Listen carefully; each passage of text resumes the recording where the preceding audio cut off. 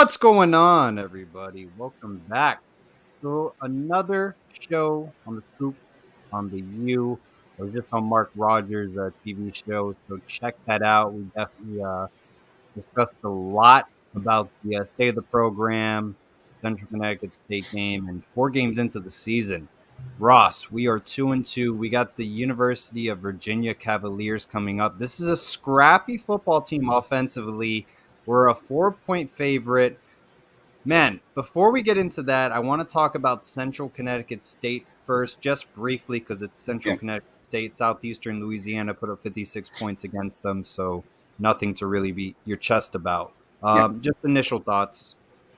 Fantastic to see the young guys out there, and not only fantastic to see them out there, but for them to prove that they can make plays. The D Wiggins drop to me was almost the perfect example of, while we're not playing a great team, and CCSU wasn't a dominant team by any means, the young guys especially, still made plays when their number was called, compared to a guy like D Wiggins, who once again drops a not wide open, but had a step or two on him for a touchdown. That's a touchdown if he hauls it in correctly. TVD put that on the money. Yeah, no, it's quite unfortunate. It's the same people making mistakes, and it's time to move on from D Wiggins. Great to see Brashard Smith and Romello Brinson make some great plays out there. Romello Brinson might have had the catch of the year in college football. Amazing. You can't teach that. So tremendous job. It's unfortunate we didn't keep giving him the football. Yeah. So he only had 2 receptions for 25 receiving yards. I think he deserves a lot more playing time. I think Brashard Smith as well. Yes. I'd like to see the young guys get a lot of action. Yeah. So, hopefully that will be, the goal moving forward. Manny Diaz seems like he wants to play a lot of the young guys. Speaking of young guys, De'Ara King's actually named starter, yet there hasn't been an official statement about his injury. Everyone's saying he's out for the year, but Manny Diaz has not said anything officially. What do you think? Is this just strategy against Virginia? I'm honestly not exactly sure what the approach is for Diaz with that, but I will say in his press conference today, he did mention that De'Ara King his health is improving, and they're seeing it. It seems to be a noticeable improvement to them. Now, how much of that is outright factual and how much of that is just coach talk or trying to throw UVA off, I truly don't know. But the fact that he's even mentioning him in terms of having an injury and looking better with the injury, maybe that means that they might be thinking he'll come back eventually. Yeah, we'll see what happens one day at a time with De'Ara King. I'm very curious who gets the nod as starting quarterback. I know they were basically doing a 2-quarterback system against Central Connecticut State, like 2 drives. Who do you think will be the starting quarterback, Tyler Van Dyke or Jake Garcia? I can see us just leaning on TVD right now just for the extra year of experience, basically, that he has. That seems to be a Manny Diaz or Lashley type of move, in my opinion. While I truly, truly believe that Garcia is the future and he has the higher upside, maybe the staff thinks that TVD is simply more ready to play early in this season. Yeah, I think they're going to go with Tyler Van Dyke as well. During garbage time, Tyler Van Dyke got a lot of playing time. They went to him instead of Garcia. Yeah, everyone plays well against Central Connecticut State. I thought both quarterbacks did what they were supposed to do and put up points, make plays. So let's see who gets the starting nod. If it's Tyler Van Dyke, great. Garcia, great. Let's get the win Thursday night, because that is a must-win game for this Miami Hurricanes football program to start ACC play. And for Manny Diaz himself, defensively, this is one of the worst teams in the country. Okay, offensively, they're pretty scrappy. Okay, Yeah. Brendan Armstrong, he threw for 400 passing yards against Wake, 500 passing yards against UNC. He has over 1,700 passing yards in 4 games. That's very impressive. 13 touchdowns, 3 interceptions. They average 546 total yards a game and 430 passing yards. Those are pretty good numbers, and that's a 2-2 football team. But their defense is atrocious. That's the issue. If not, I think they might be 3-1 right now. Yeah, that defense has got a lot of problems, especially in terms of their defensive line, their defensive ends, and the secondary is prone to giving up quite a few big chunk plays, I noticed. They do have some capable linebackers. They're not exactly like all world guys, but there are some capable guys who can definitely get tackles and fill lanes. Here's the thing and while I agree with you that UVA doesn't have the greatest defense, here's the last 3 games we played them at though. 2018 loss 16-13, 2019 win 17-9, 2020 win 19-14. Virginia finds a way to make these games ugly and kind of stay in it. Even if the defense and all of them isn't great, I think what it's going to be is Mendenhall trying to be that superior coach, try to basically outduel Manny Diaz in that aspect. So even though they've struggled a little bit, I wouldn't be surprised if they decided to truly show up and play against Miami, because that's what they love to do. Yeah, and Robert Anae, their offensive coordinator, he's very creative. He literally goes from like an empty set. He'll line up his backup quarterback as a wide receiver. They'll utilize that as a decoy. They'll utilize him as a running back. It keeps you on your toes, this offense. I really like it a lot. They even transform him into a triple option at times. I can't make this up. It truly is a very interesting offense. I'll leave it at that. They have a tight end. I want you guys to remember this name, Jelani Woods. He's 6'7", 265 pounds. He already has over 260 receiving yards and 16 receptions. The man is literally an X factor. He's 6'7". Probably James Williams is the only one that can cover him in our secondary. He's starting this week. That is literally someone we need to shut down because he will dominate the middle of the field. That guy's huge. He's got 2 touchdowns I saw from him this year where basically the DBs just bounced off of him after he caught the ball over the middle, and he just strolled into the touchdown or in the end zone casually. I mean, it was like nothing for him to push these guys off of him. Was that against Illinois? He had 2 of them. He had one against Illinois and then one against UNC, I believe. Yeah, he was untouchable against Illinois. When you see him, I think he's number 0 as well. The guy is huge. Okay, remember the name, Jelani Woods. They got another guy, Billy Kemp, 25 receptions, 281 receiving yards, 3 TDs. That's their receiver they utilize on the inside. He's 5'9", but he's a burner. And then Dontavius Wicks as well. He already has 460 receiving yards. That's incredible. We're not even halfway through the season. He's going to get over 1,000 receiving yards. So another name to look out for. Now, defensively, their D-line only has 5 sacks. That's literally 1 sack a game. They are awful. Sam Hartman from Wake Forest had all the time in the world to get rid of the football. That's why they won that game offensively. The key to beating Virginia is putting up more points than them. That's their plan offensively, is to hike the football under 25 seconds of play. That is their goal, to burn you out on the offensive side of the football. They're not counting on their defense this year. Ross, what do you think are going to be the keys for Miami to win this football game? Well, like you talked about, the versatility on offense that Virginia's displaying, it will cause some issues for teams just for the simple fact that they're running some very creative stuff at times, and if they execute it properly and the offensive line does their job, they've ran some really, really unique, cool-looking plays. And like you mentioned, that backup quarterback, Keaton Thompson, I watched them line him up at wide receiver, motion him into the backfield, use him in a misdirection right out of that directly, do a direct snap to him. He also lines up as a true wide receiver, basically, and runs routes. This guy is 6'4", 225 pounds, dude, and he does all of this for them. My guess is they're going to try to get him very active against us early because versatility is kind of the name of the game for Virginia in general. Right. Absolutely. Someone keeps mentioning tackles. Yeah. We lead the nation in missed tackles. This is a team where you miss a few tackles in this game, you don't wrap up, they're going to take advantage of you. They have a high-powered offense. I don't want to hear any excuses this week against Alabama. They have a first-time OC, first-time quarterback, first-time offensive line coach. They smacked us in the face. App State, they played nobodies. This is a G5 program. Guess what? We almost lost to them. It came down to a final drive, a last-minute field goal. Okay? Mm-hmm. Against Michigan State, their running back hasn't played anyone. Those teams were weak. He ran up for 172 rushing yards against us. I am tired of these dumb excuses. Respect your opponent. And they put up incredible stats. And Miami is god-awful on defense. So get ready. this might be a Big 12 style football game. Whoever scores more points might win this football game, literally, offensively. I don't think it's going to come down to defense at all. First to 45 kind of game. I don't know. I could be wrong. We'll see what happens. The one thing that could give us a little bit of hope is that they're already naturally not a good running team.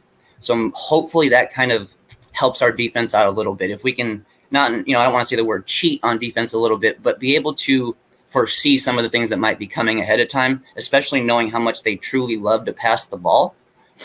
And now at the same time, I won't be shocked if they try to flip that on its head and do something completely different and try to go to the run early as well with that backup quarterback and with their, I think they have 2 or 3 running backs that they go to that all have about, 1 or 2 carries apart from each other. It's a kind of running back by committee type of thing I noticed.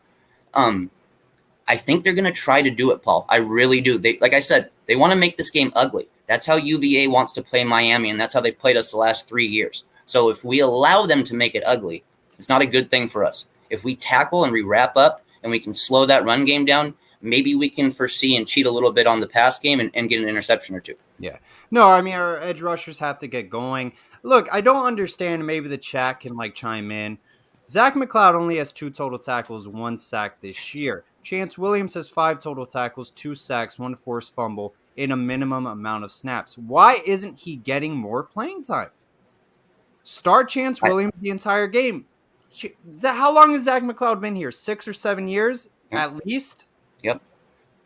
I don't get it. It'd be one thing if he was even showing up production-wise as being a capable end in the run game.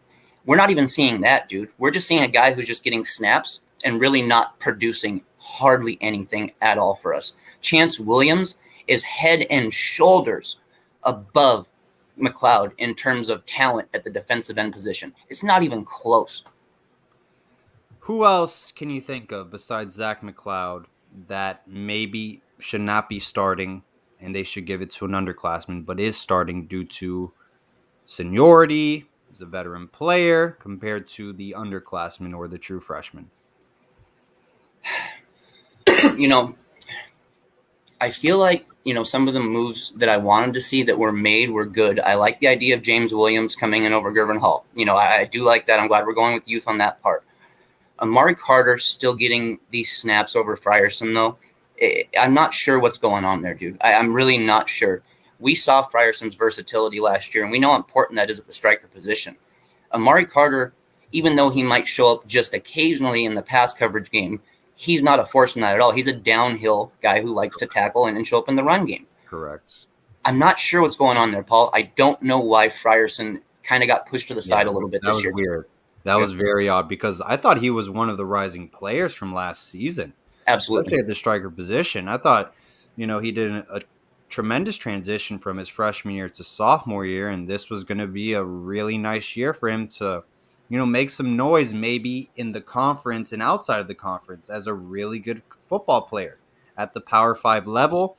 And I feel like when you limit someone's snaps, they don't develop as much. You keep them on the sideline, they're a different player. I think that's what's happening with Gilbert Frierson. There was one play where I was rewatching the game that the Central Connecticut State quarterback, he really took a bad angle. He was trying to push him out of bounds, and I think he juked him out, honestly. I thought it was a really poor angle he took on the quarterback, and if you're doing that against Central Connecticut State, that may be a red flag, but that just shows you being stuck on the sidelines. It really, as a player, you can be a different kind of player when you're not getting a lot of snaps. You get cold feet, you don't enter the game, and you kind of lose your touch. So that's just my opinion. But yeah, I would love to see Gilbert Frierson get more snaps. What do you think about Steed? I'm curious, just before we get off this, what do you think about Steed? I honestly, I don't think any I'm sorry, I can go on a rant with our linebacker personnel right now. I don't think anyone can play at the University of Miami if this was normal national title teams. This was 10-2 football teams. I don't like our personnel at the linebacker position unit. Hate is a strong word. It's not the Miami standard by any means. They're doing an awful job evaluating this position unit. I'll leave it at that. What happened to the Denzel Perrymans, the Jonathan Vilmas, the Colin McCarthy's, the DJ Williams, the Dan Morgans, the John Beesons, everything has just been gone. It's over. Give me Raphael Kirby. I don't care. This is horrendous, this position unit. So, no, I don't care. Okay, everyone in that group, I'm not a fan of. Yeah. Everyone. I guess what I don't know why is why we don't at least go to youth there a little bit more often, just like we are attempting to do at other positions. But it seems to be that guys like Steed are going to get plenty of opportunities. And look, I mean, Troutman was making some big hits on special teams, I mean, maybe, I don't know. I mean, you got a Central Connecticut State. It's not really a fair game to evaluate players at all. Because Thad Franklin, Cam Harris, they all looked great. Let's see them in conference play too. So everyone looked great against Central Connecticut. I got a question for you in this game specifically, Paul. And it's while we've seen UVA really like to lean on the pass game, even when they don't need to necessarily, they like to lean on it. Could this be one of those games where we maybe start to see the one linebacker or no linebacker defenses with them passing the ball possibly 49 to 55 times against us? Yeah. Oh, my God. They threw the ball 60 times, I think, against, was it Wake Forest or North Carolina? Yeah, it was like 59 attempts. Yeah. Crazy. Yeah, I mean, that's like they go up tempo. Like, you think we go up tempo. No, they really go up tempo, and they will literally throw the ball like 60 times a game. That's very impressive. That's what I love about their offense. They're aggressive. Brett Lashley's aggressive running the football in the middle of the field. So, look, I think, honestly, my opinion on this game, I really think this is going to be a close game. Me too. It's a 4-point spread right now, Ross. I'm gonna respect the spread that Vegas put out because they rarely miss. Yeah, I believe this will be another scrappy UVA kind of matchup. I don't see any reason why it wouldn't be. And I'm glad that you made a point to call out Billy Kemp, their slot wide receiver. Miami fans, this is a guy that could cause us absolute nightmares with his shifty and quick ability and his good top end speed. Paul, I've seen enough from this guy now to start to consider that he might actually have a future in the NFL as a gadget player. Yeah, no, the kid's a burner, man. He's going to give our secondary a lot of problems, and I think this offense is going to give our secondary a lot of problems as well. We're going to have to create a lot of turnovers and score points off of those turnovers and, cause them to go 3 and out if they're going to go up tempo because we're going to be gassed. I can guarantee you that. It's going to be hard to force it just for the fact that, they do get creative and the quarterback play has improved. So we got to kind of force it a little bit. We got to get these guys uncomfortable. We got to get them rattled a little bit, but we don't have a consistent pass rush. So if he can sit back there and just pick apart our defense, throwing it maybe 49 times, 51 times or whatever it is, but having consistent success with it, that's nothing but a negative for us, dude. Yeah. No, the way you beat Virginia is your edge rushers getting to them, and their O-line isn't good. Pass protection is awful. But that's the way you're going to have to beat UVA is with your edge rushers, or you're just going to have to put up 59 points a game like UNC did, or Wake Forest put up 40. Like, you just have to beat them offensively. That wide receiver core is absolutely legit. That there's no doubt about it. The University of, especially if the starters are still in there playing, no one gets hurt. But those head guys like Wicks and Billy Kemp, and then also, like you said, too, the tight end. This is a very formidable and very strong offense when it's clicking on all levels. And the offensive line, while it might not be strong, if they're playing their offense within rhythm, the offensive line is just good enough to hold up. They can be just a click above mediocre as long as things are in rhythm. We got a $10 donation from Chugmo Beer. Thank you so much, man, for your $10 donation. We greatly appreciate your support, contributions to the channel. Players under Diaz regress. They never develop because of Manny's bad coaching. We blamed Baker last year. Now we know it was Manny's calling his defense, not Baker. It's Diaz. He's a bad head coach. Hey, I'm all for it, man. I honestly, the only thing I liked about Diaz was his vision with the transfer portal, utilizing it. He missed this year with DeAndre Johnson. It happens. He missed with Tate Martell, Tommy Kennedy, Austin Martin. He's missed, hey, you win some, you lose some. Jalen Phillips was a great addition. Roche was great. Osborne was great. Rambo so far seems like the real deal. But yeah, no, I do agree, man. Manny Diaz developing his own players that he's recruited. Can't think of many that have succeeded under the Manny tenure defensively. What I don't really understand, and especially this year, with the success that we've had in the transfer portal and how Manny Diaz doesn't mind dipping into that when needed, how we ignored the linebacker position, how we absolutely ignored it. when Jawan Mitchell came out and said basically the staff told him that we really don't need a transfer linebacker. I was lost for words. Yeah, I mean, that doesn't make sense to me at all. You have to get the best. If there's a guy in the portal who's better than your personnel right now, you got to go grab him. I mean, look at Saban. He went to go get Henry Toto. I honestly don't think they even needed Henry Toto, and they just grabbed him from the portal. Yep. You have to be aggressive in college football if you want to succeed. And you can't think. I mean, I understand, like, you recruited these guys, they've been in your program, and someone's basically cutting the line, and it looks bad for recruiting to a certain extent because other programs can really use that against you. You just take transfer portal guys. If it doesn't pan out for you in 2 years, they'll just find someone from the portal.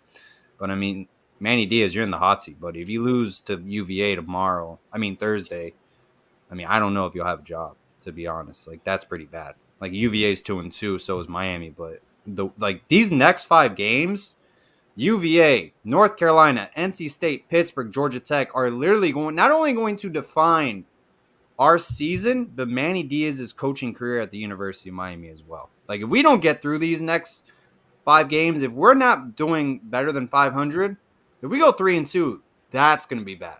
Because one more loss, I think he's done. Yeah, it's going to be tough for him to sustain multiple losses going forward. While our schedule isn't necessarily what you'd call tough, it is in a lot of ways tough for us just because of the issues that we've had and the issues that we've allowed our team to have for so long, unchecked and uncalled. It's going to be something kind of, like I said, dude, this is going to be ugly. No matter what happens, we're not clicking on all cylinders. We're going to be playing a young quarterback probably. Our offensive line's a question mark. Hopefully the run game gets going. Hopefully the youth gets incorporated a little more in the run game. That would be big for us. But, dude, scrappy, ugly game. And I don't think that Canes fans are necessarily going to love seeing that for 4 quarters. But I think it's what UVA is going to try to do no matter what. $5 donation from Armando Alvarez. Greatly appreciate it. Let's put Blake, Manny, and Frank in the transfer portal. They can go to FSU. God, FSU is really in a dumpster fire. Armando, thank you so much for your $5 donation. We greatly appreciate it. We got another $5 donation from Alex Perez. Thank you again, man. Greatly appreciate it. Miami has been mediocre since 2006, and we still land top 20 recruiting classes. Imagine if we were actually good, how many elite recruits would we get? Great statement, Alex. I completely agree. The problem at Miami is not recruiting. It's really developing these players. Every single coaching staff since Shannon, Golden, Mark Richt, Manny Diaz, has Diaz had a top 10 recruiting class? But yeah, they've all had good recruiting classes at one point. You know, the issue is winning football games, developing. I feel like it's easier said than done. The Coastal is not the strongest division in college football. Why can't we win it? Will this be the year? I don't know. It's one game at a time for me. What do you think, Ross, the next 5 games? I think it's going to be pretty damn ugly at times. I think that we can survive some of the ugliness if we really start to look to our youth a lot more and we get these guys the opportunities that they need. I think we can get enough plays made in some of these ugly moments just to kind of counter some of it. We have a team that has better athletes than basically everyone we're going to be playing against. We're bigger, stronger, faster in most areas. This comes down to coaching then. It really comes down to coaching. Can this coaching staff take what happened earlier this season and flip it on its head and create something new, bring some life to this team? Because what we saw against CCSU, you mentioned it, it really doesn't mean anything. It truly doesn't mean anything, especially if we go right back to the same BS against UVA. So we gotta at least look to the youth a little bit, because if we don't, this 4 or 5 game streak, I could see us going 500 or possibly worse. $10 donation from Greg Bush. Greatly appreciated, Greg. Good to see you back in the chat. Paul and Ross, you're the head coach. Who do you start on Thursday, Garcia or TBD? Ross, do you want to go first, or I can go? Garcia, like I mentioned, he's the guy for the future for me no matter what. He's got the higher upside, but I don't see why TBD would be the guy that wouldn't be leaned on this week, just with how things go for our staff. And if I'm making the head call and it's just me, I'm leaning on TBD this week as well. Yeah, I think Tyler Van Dyke, he's got the most experience in games. I mean, I really like Garcia a lot. Yeah. Go with Tyler Van Dyke. I honestly have no idea what to expect from either quarterback if you do start them. Honestly, you just have to go on. In this situation, it's fight or flight mode where you literally take like one drive at a time. And I'm in a situation, if I'm Manny Diaz, and I know my job is really on the line, I'm literally bringing out the full house. Like, if Tyler Man, I'll go like two quarterback system. I don't care what it takes to win. If it's clicking one drive with Tyler Van Dyke, it doesn't click the next two drives, bringing Garcia. Like, you're in fight or flight mode, buddy. Your job is literally on the line. Kirk Herbstreit's called you out. Mike Farrell's called you out. Colin Coward has called you out. AOL.com's called you out. Everyone is calling you out. Mike Fallica, the Bear, or is it Chris Fallica from College Game Day, is calling you out.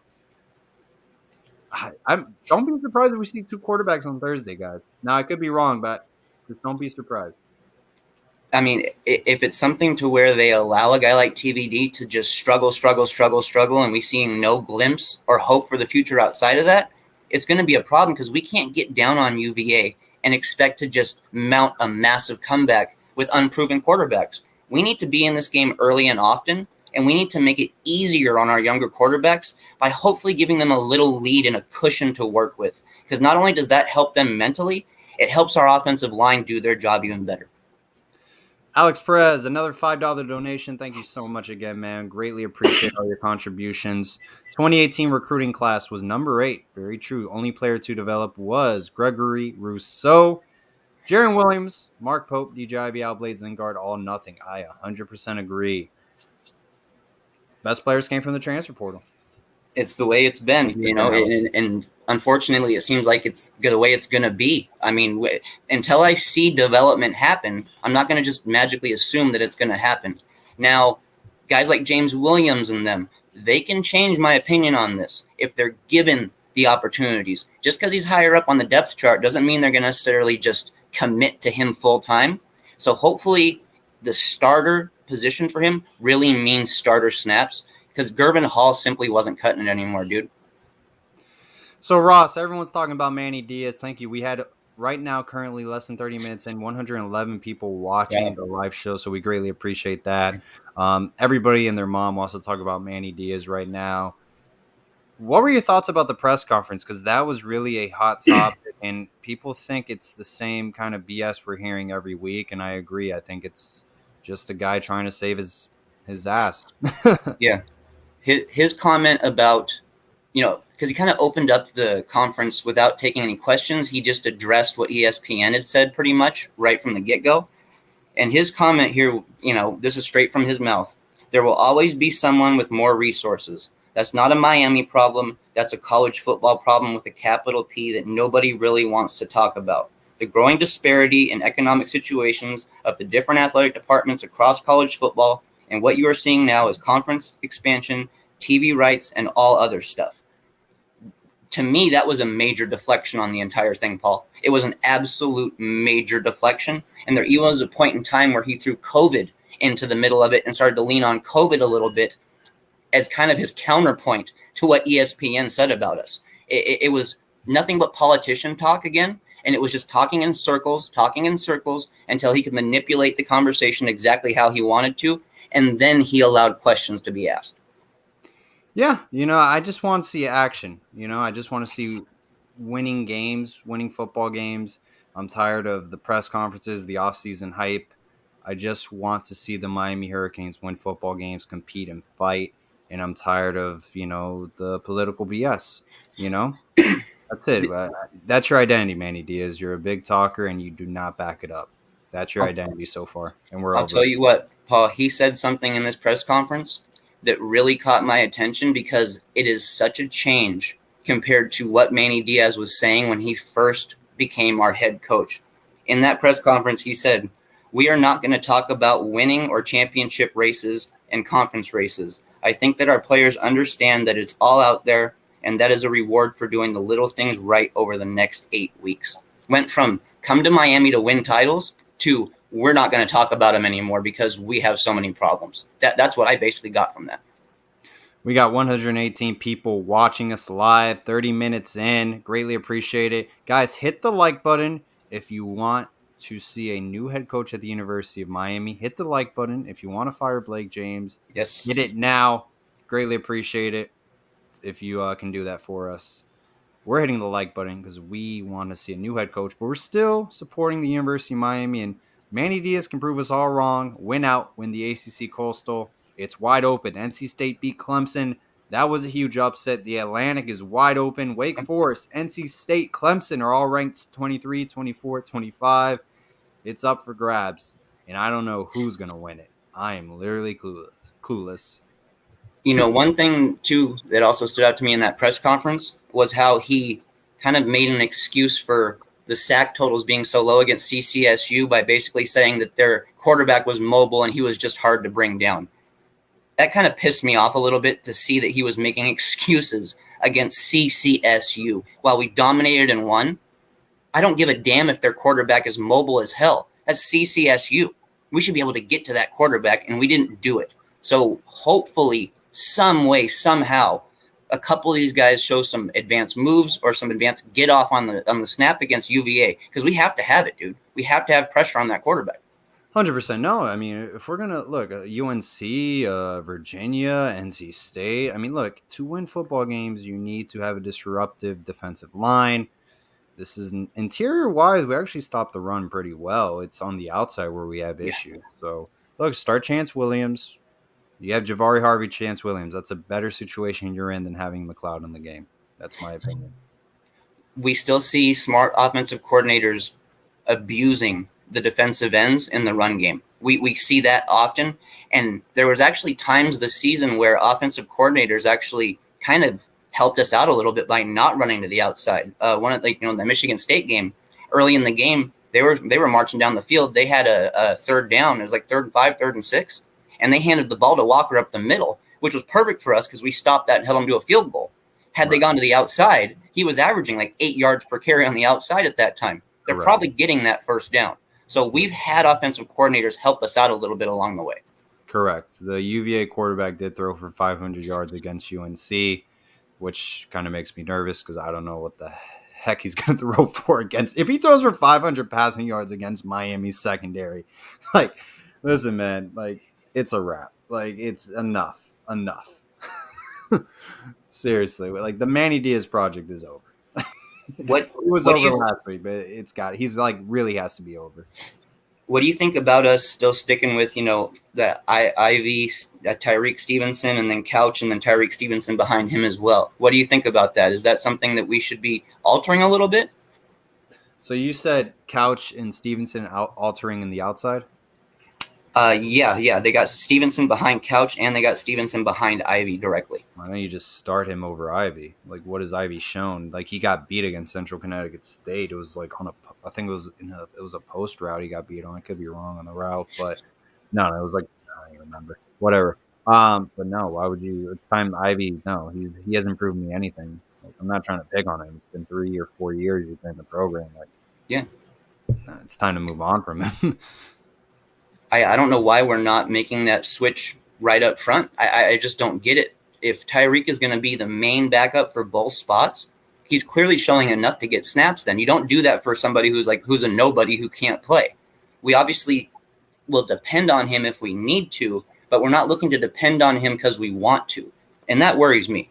I want us to depend on him. He's an SEC guy. I want him to improve in T-Rob's system. I want him to get the snaps in T-Rob's system out there so he can show it. I've seen some fans really dogging on Stevenson lately, and don't get me wrong. He's made some mistakes. He's had some issues, and he doesn't look necessarily as fast as he should be sometimes. But that doesn't mean that we're talking about a guy who can't play for us. This is still an SEC caliber player. Alex Perez, another donation. Everything comes in 3. Greatly appreciate it, man. $5 donation. Great show as always. First time catching you live. I was born in 2003, and I've never seen a good Miami team going to the game on Thursday. Pray for me. I will be there as well, Alex, so we can pray together. How about that? I'll tell you what, Alex, nothing but props to you for being a guy who's stuck with us this whole time, even when you haven't seen winning. That's a true fan. Yeah, no, absolutely, man. I was born in 1994. It kind of peaked and then just fell fell down hard. All right. We are in 36-minute mark. We've had over 130 people join us. Grateful for that, man. We just go live when we want to, randomly. Just works out. So we appreciate your support, guys. Anything you want to talk about, Ross, that we haven't covered? I think we kind of hit on on the major points there. UVA isn't a team that should sneak up on us in terms of the personnel and the type of people they'll have out there. But what they could sneak up on us as is how they run that personnel and how they use that personnel. That backup quarterback, I just have this feeling, Paul, we're going to see him a lot, and he could be a really big problem for us because at 6'4", 225 pounds and physical, if he gets to the second level and we don't wrap up, that's just yards after contact, yards after contact, yards after contact. They will motion him into the backfield. They will do direct snaps with him. So we have to wrap this guy up, dude. We saw Cameron Peoples. Remember the issues we had with him against App State? They're big running back. Yeah. They might try to do the same thing with him. Yeah, it's smart what they do. They line him up as a wide receiver, and then they'll just dump it off to him on a screen pass, and then he'll see if, the pass is open. Probably he usually throws it back to Armstrong, their quarterback, or if someone else is open, and if not, he'll just take off as a receiver, or they'll utilize him as a running back as well.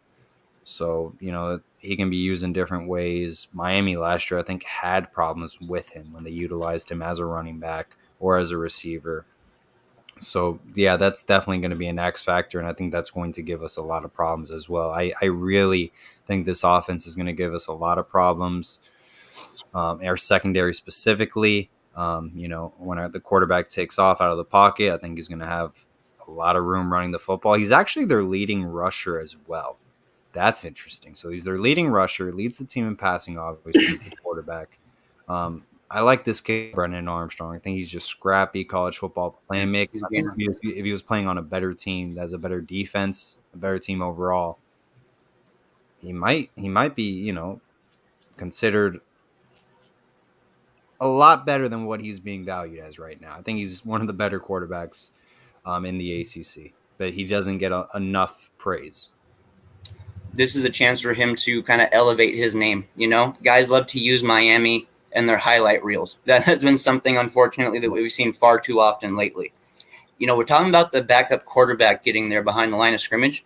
Don't forget here, Billy Kemp, too. He's used behind the line of scrimmage in various ways, too. They'll do end arounds, short pitches to him. They'll motion him looking for mismatches.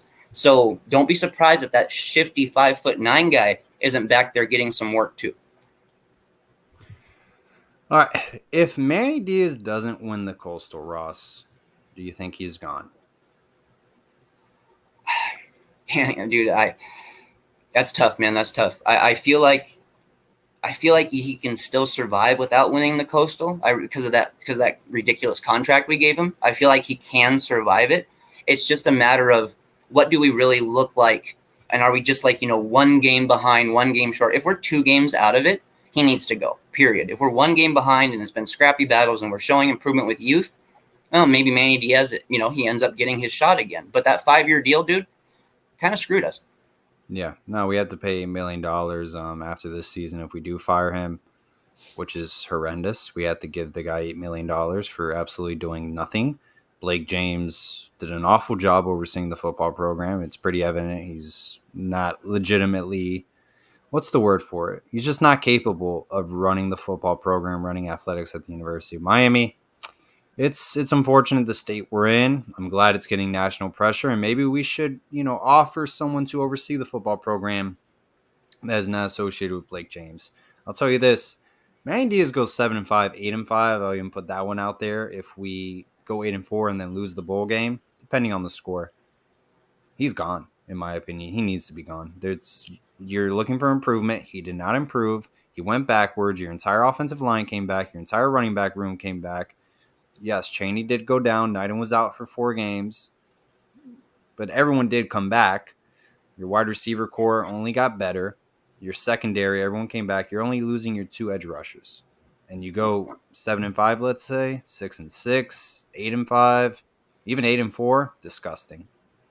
You mentioned the $8 million that it would cost to buy him out. Well, let's just add this other number on top of it, too, to kind of show what it really would cost to us and what it really hurt us at by making this deal. That $4 million buyout, I would add on top of that, dude. So we're talking $12 million total that we have had to spend if we get rid of Diaz early and by simply bringing him in. That's not his contract. That's $12 million extra right there up front we'd have to spend. The only thing I will say, Ross, if we do get rid of Manny Diaz, let's just be patient. Let's take more than 6 hours to hire a head coach.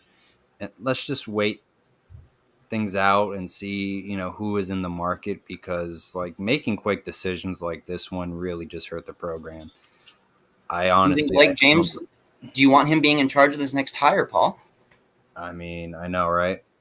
That's my worry. The Mark Richt one wasn't like really that. Actually, was a good hire at the time. Like he had a good resume. His resume was actually, that's a Miami hire right there. He had a resume that was very good. Not Manny Diaz. That was a bad hire. So I don't know. The third one, I'd be sweating. I would be very sweating. Roosevelt Davis, thank you for the $5 donation. Greatly appreciated. What good coaches out there are interested in Miami? So if you consider Mark Stoops a good coach, he is the only winningest head coach at Kentucky. He's always been interested in Miami. I'm sure Shiano would be interested. His buyout's huge. I don't think Miami would be interested in that. Ask Billy Napier, Jamie Chadwell. Those are two coaches that, are in Louisiana, Coastal Carolina. I'm sure they would be interested for a step-up job. Is Matt Campbell from Iowa State interested? I doubt it. I'm sure he's going to have a big buyout as well. Sam Pittman's doing great things at Arkansas. He's probably going to want to stay in the SEC because they have a load of money as well. So I don't know. I mean, you're probably going to have to drop money for those SEC coaches if you want them. But, Jamie Chadwell and Billy Napier, I would start from there. And honestly, Bill O'Brien from Alabama, I can't really think of anyone else. Mel Tucker has a big buyout as well. He's in the Big Ten. Can you think of anyone, Ross? I guess it's not just mentioning names, but all I'm asking for is something innovative and creative. Honestly, that's all I'm asking for. I think maybe a guy like Stoops, even though he's not the hottest name for everybody, I think he could offer that because he's seen what it's like to play against the SEC. He's seen what it's like to play against them with lesser talent. He's had to coach against them with lesser talent. That kind of stuff for the right coach, it builds him up. It makes him stronger in the future.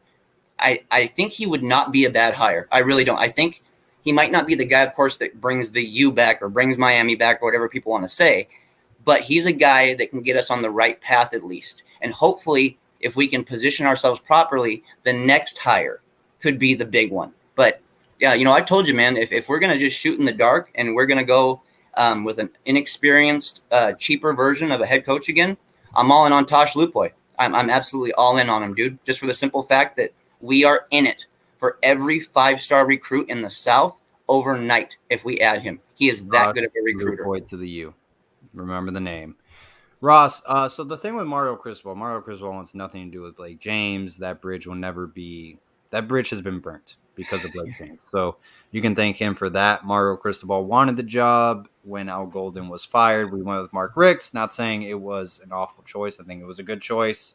But Mario Cristobal did want the job in 2015. So, hey, it is what it is. Lane Kiffin wanted the job before he went to Ole Miss. We missed out on that.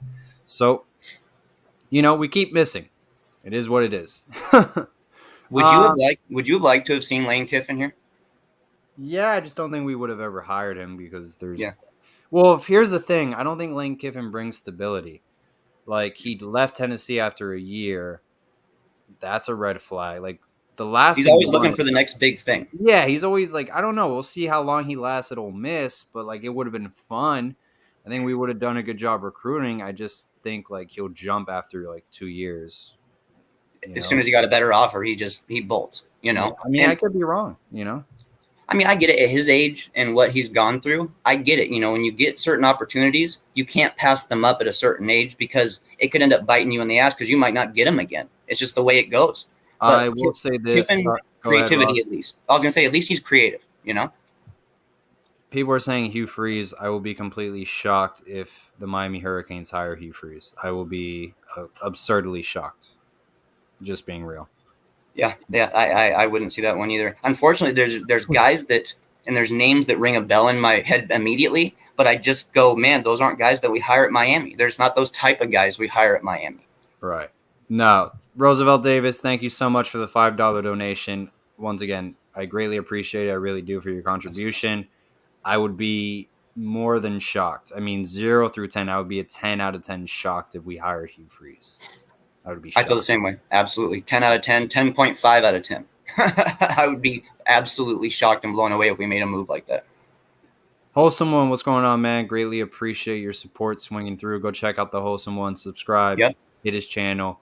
Definitely one of the best YouTube channels when it comes to X's and O's, talking Canes football. He really breaks it down. So greatly appreciate it, H1. Lane Kiffin going to USC. I think Luke Fickell goes to USC. That's my prediction. Really? You know, there was these odd rumors that Urban Meyer was already done in the NFL, basically, and he was already fed up, and that he could look to just bail immediately. And USC was the job that he always wanted. It's where his wife wanted him to work at. So, you know, I understood some of those things, but I mean, dude, he's getting paid a ton of money, and he doesn't have to recruit anymore. I don't think he's going to just jump out of the NFL right now. No way in hell. Not with the number one pick at quarterback that he can try to groom. Yeah, I mean, why would you take the job? Armando Alvarez, $5 donation. Thank you so much. Blake did not hire Mario because he wanted a yes man. The admin needs to get tossed and fixed first. I agree. That's fair. I do agree. Thank you, Armando, for your $5 donation. Greatly appreciate it, man. Wholesome One has a question. Quick question, guys. Is Manny done in y'all eyes no matter what? Manny is done. I think I got tired of Manny after the third change of the touchdown. I don't know, man. I don't even know what the hell we have anymore. I think we have earrings now. No, I'm over the Manny Diaz train. I'm going to support Miami. I hope he turns it around, but no, I don't think he'll get the job done. And I think we're going to be looking for a coaching search at the end of this year. If not, we're wasting our time for next year. I really do believe that. And I think the alumni are done with Manny Diaz. The fan base is done with Manny Diaz. And I think internally, our members of the board of trustees who are done with Manny Diaz. And he knows it. Because during Central Connecticut State, he was never smiling or happy when they were scoring touchdowns. He knew, look, we're going to beat this game, whatever. It's Virginia, and my seat is boiling hot. He feels it, and Manny folds under pressure every single time. He only succeeds during the offseason when nothing matters. I am sick of Manny Diaz. Prove me wrong, dude, but I am over the Manny Diaz era at Miami. It was the worst 3 years we've ever spent with a head coach. At least Al Golden could have fired his DC. This guy even made the appropriate changes, brought in a fairly good quarterback from the transfer portal, and did nothing. Yeah, I don't see how Manny Diaz survives with the way he's been running things. I think he's basically cooked already. That's kind of my way I look at it. I think he's absolutely cooked already. I think he realizes it in a lot of ways, and he's in survival mode, and he's looking for that life jacket to be thrown to him because he's fallen overboard. You made a mention too, Paul, about not just the fans being done with him. You mentioned the alumni. This is something that me and you can say directly because we've spoken to multiple alumni about this. It's absolutely true. The alumni is not supporting what's going on right now. No, plain and simple. No one. No, I mean, like everyone we've interviewed want nothing to do with Manny Diaz. No. They want it to be over with. Absolutely. $10 donation, Ohio Hurricane. Love the show. Keep it up, guys. Manny's still got to go. Hey, greatly appreciate the kind words, man. We wholeheartedly agree. Thank you again for your contributions, Ohio Hurricane, man. Thanks a lot. $10 donation, Norman Fujioka. I hope I pronounced that right. My apologies if I didn't. I like this. What about Sam Pittman from Arkansas? Greatly appreciate the $10 donation, man, for everyone supporting the channel. We've had over 150 people under an hour in. We greatly appreciate it. We do this on the fly, so thank you again. Look, I think that's an outstanding name. I just think SEC money, they will literally throw the money at him after this year. This is probably the best year they've had since was Bobby Petrino the coach at Arkansas with McFadden? A while back, yeah. Was it Houston? I don't know. It's been a while. But when they had Darren McFadden and Felix Jones, that was probably their best year at Arkansas. Yeah. I forgot who the head coach was. But no, I think they're going to throw a ton of money at him very soon. I think that would be a great name to look at, but I really love to throw money at him. Yeah. I would absolutely love to have Sam Pittman at Miami because what he's done is he's proven he can take a team that already has a little bit of talent and turn them into a better team very quick. So if he can take the talent he has that's not even necessarily his own recruited guys, that gives me hope for a guy to come in and maybe within a year or two steer the ship right at Miami. I think Pittman would be absolutely phenomenal, but like you mentioned, Arkansas will throw that Brinks truck at him. They're going to do everything they can to not let him off of that coaching staff because they're just getting a taste of success again. $10 donation, Mike Williams. Greatly appreciate your constant support, man. Go Canes as always. Absolutely, man. Look, I'm not happy with the program. I'm not happy with Manny Diaz. I'm not happy with athletics at the University of Miami and our AD. But I'm going to go to every single game, all the home games. I was planning on going to Chapel Hill. Probably going to sit that one out in Tallahassee as well. But I'm going to every home game. I can promise you that. If I'm in relative distance, I will go. So I appreciate that. Yeah, nothing changes. Even if we have our doubts about certain coaches and our doubts about the future, we're Canes fans, and we're going to be there, good or bad, supporting that team and hoping that things get steered right. Because we don't want to lose. We want to see this team get right. We want to see this get completely flipped around and have success. Supreme Goon 27, greatly appreciate the $5 donation and for all your constant support. I don't know if you said this name already, but what about Bill O'Brien? Yes, we did mention Bill O'Brien earlier. And no, I think he would be a great hire. I mean, he has head coaching experience in the NFL at Penn State. I think he marks all the requirements you want for the Miami Hurricanes head coaching job. So I'm all for anyone, honestly, after this Manny Diaz hire. I think anyone can do a better job, honestly, or has a better resume. Do you think the fans would be a little hesitant because of what happened with the whole Enos thing coming over there from Alabama, or do you think this is a totally different scenario? I think it's a totally different scenario personally because of what Bill O'Brien's gone through. I'm just worried that there are those flashbacks that fans might get. I know. Literally. $5 donation, Jeff Landrum. Greatly appreciated, man, for your contributions, your support for the channel tonight. And always, like I mentioned earlier on the Wholesome Show, how about Chris Peterson? Ross, I know you're going to have a big opinion on this one, so go for it. Yep, I can speak directly on that one. I would say absolutely no, for the simple fact that Chris Peterson couldn't even handle the Seattle media. He couldn't handle what was going on in the Northwest. And that's, compared to a place like Miami, where it's a recruiting hotbed and every season everybody's on the chopping block almost. That's not how Chris Peterson operates. That's not how he wants to coach a team. He stepped back because he simply I don't think he honestly wants to coach at a P5 school like that. I think he wants to go and not necessarily have another Boise State, but build another team up in an area that's a little more laid back and on his pace. For the fact Seattle was too much for him, I think Miami would be too, but he's a phenomenal coach. Don't get me wrong.